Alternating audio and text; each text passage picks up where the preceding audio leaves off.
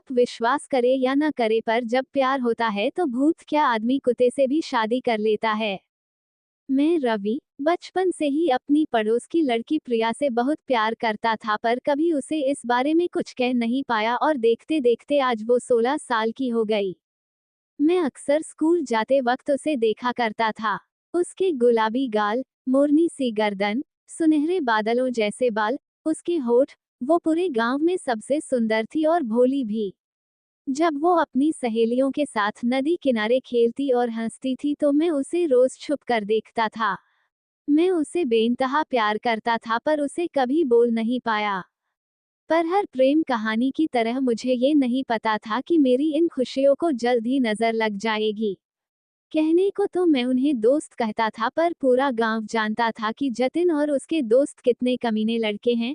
आए दिन लड़कियों को छेड़ना और लोगों को परेशान करना उनकी फितरत थी। एक दिन मैं नदी किनारे बैठा था, तभी पीछे से जतिन और उसकी टोली ने मुझे पकड़ लिया। जतिन बोला, क्या बे रवि, क्या कर रहा है यहाँ पर? मैंने कहा, कुछ नहीं जतिन। तभी जतिन ने कहा कि आज मैंने प्रिया को देखा, बहुत मस्त लग रही थी। ये सुनते ही मेरे शरीर में आग सी लग गई। फिर जतिन बोला, यार मुझे प्रिया चाहिए। बाकी लड़के भी यही कहने लगे। ये सब सुनकर मेरा मगज गर्म हो रहा था। तभी जतिन बोला, रवि तू क्या सोचता है? मैंने लड़खड़ाते हुए जबान से कहा, हो सकता है प्रिया किसी और से प्यार करती हो। जतिन बोला, मैंने सब पता कर लिया है, कोई भी लड़का उसकी जिंदगी में नहीं है। यही सही मौका है, कल मैं प्रिया को अपना बनाकर रहूंगा।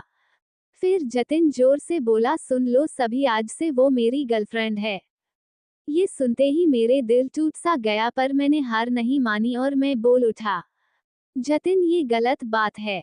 जब तक प्रिया अपनी मर्जी न दे, तू उसे अपनी कैसे कह सकता है? पहले प्रिया हाँ तो कर दे तुझे। मेरी बात सुनते ही सभी लड़के भी यही कहने लगे, जिसे सुनकर जतिन बोला, ठीक है, इसका फैसला हम कल करेंगे।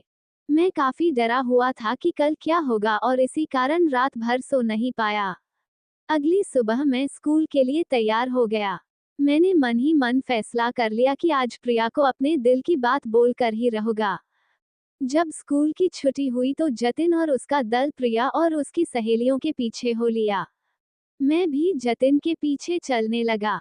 काफी देर चलने के बाद जब काली कब्रिस्तान आया तो जतिन अचानक से प्रिया के सामने आकर उसे रोकने लगा। मैं ये सब देख रहा था। प्रिया ने जतिन को रोकने का कारण बताया, तो जतिन ने उससे सारा हाल कह डाला। तब तक मैं भी वहां आ पहुंचा। मैं प्रिया और जतिन को देख रहा था, प्रिया भी मुझे देखने लगी। तभी प्रिया ने कहा कि मुझे मंजूर है। ये सुनते ही मेरे पैरों तले जमीन खिसक गई। मेरा सब कुछ लूट गया। क्या मेरे बचपन का प्यार लूट जाएगा? तभी प्रिया बोली कि मेरी एक शर्त है और अगर तुम वो पूरी कर सके तो मैं तुम्हारी। जतिन बोला, मैं कुछ भी कर सकता हूँ। तब प्रिया बोली कि तुम्हें कुछ लाना होगा। जतिन ने कहा, क्या लाना है? प्रिया बोली, सामने काली कब्रिस्तान है, ठीक रात 12 बजे तुम्हें वहां से एक लेटर लाना है। और अगर वो लेटर तुम ले आए तो मैं तुम्हारी। मैं और जतिन दोनों ने ये बात सुनी। फिर ये सुनते ही जतिन का चेहरा सफेद पड़ गया। कुछ देर की खामोशी के बाद जतिन बोला, मैं करूंगा। प्रिया बोली, ठीक है, फिर मिलते हैं लेटर के साथ। प्रिया ने मुझे देखा और हंसते हुए बोली, तुम भी जा सकते हो रवि। जतिन बोला, ये क्या लाएगा? प्रिया, देखना, मैं ही वो लेटर लाऊंगा तुम्हारे लिए। मुझे नहीं पता था कि वो मुझे भी ऐसा कहेगी। अब तो मैं भी रेस में था। जल्द ही सब अपने अपने घर चले गए। रात आ चुकी थी और मेरा दिल भी घबरा रहा था। मैंने थोड़ी हिम्मत की और काली कब्रिस्तान की ओर चल दिया। जब मैं वहां पहुंचा तो सभी लोग वहां पहले से ही मौजूद थे। प्रिया, उसकी सहेलियां और जतिन और उसके दोस्त। जतिन बोला, तो तू आ गया रवि। तभी प्रिया बोली, चलो अब मैं तुम्हें बताती हूँ कि क्या करना है। जब तुम ऊपर की ओर जाओगे तो तुम्हें एक मूर्ति मिलेगी, वहां से तुम मोमबत्ती और माचिस ले सकते हो। उसके बाद तुम जब थोड़ी दूर और चलोगे तो तुम्हें एक कब्र मिलेगी, उसी के ऊपर एक लेटर मिलेगा। जो भी उस लेटर को लाएगा वही मेरा दोस्त बनेगा। ये सुनते ही बाकी सभी लड़के भाग खड़े हुए, सिर्फ मैं और जतिन बचे। इसलिए अब हम दोनों के बीच ही मुकाबला रह गया था। कुछ ही देर में मुकाबला शुरू हो गया और जतिन तेजी से भागने लगा। रात का वक्त था और चारों ओर अंधेरा, सिर्फ चांद की रोशनी के कारण कुछ कुछ नजर आ रहा था। मैं भी जोश में था और जतिन को टक्कर दे रहा था। तभी एक सांप निकलकर मेरे आगे आ गया और इसका फायदा उठाकर जतिन आगे निकल गया और मूर्ति तक पहुंचकर मोमबत्ती उठा ली। जैसे तैसे मैं सांप से बचा और जब मैं मूर्ति तक पहुंचा देखा वहां कोई और मोमबत्ती नहीं थी। अब मेरे पास कोई और चारा नहीं था, करो और मरो की बेला आ चुकी थी, इसलिए मैं अंधेरे में ही उस कब्र की ओर निकल पड़ा। मुझे अपने प्यार पर भरोसा था। तभी मैंने जतिन की चीख सुनी। वो चिल्ला रहा था, भागो चुड़ैल चुड़ैल। ये सुनते ही मेरे हाथ पांव फूल गए। मैंने देखा जतिन तेजी से मेरी ओर भागते हुए आ रहा था और अचानक मेरी ओर रुकते हुए बोला, रवि भाग, यहाँ चुड़ैल है। और वो नीचे की ओर भाग गया। मैं काफी डर चुका था, पर मैं ऐसे कैसे भाग जाता। मुझे हर बार प्रिया का ख्याल आ रहा था। मैं किसी भी कीमत पर उसे अपना प्यार साबित करना चाहता था, इसलिए मैं कब्र की तरफ बढ़ने लगा। काफी देर चलने के बाद मुझे वो कब्र नजर आई, पर मेरे चेहरा पिला पड़ गया जब मैंने उस पर एक लड़की को बैठा देखा। उसके बाल काफी लंबे थे और वो गर्दन झुकाकर वहां बैठी हुई थी। मेरे पैर काम करना बंद कर चुके थे। मैं काफी देर तक वही खड़ा रहा। मुझे बार बार प्रिया का चेहरा याद आ रहा था।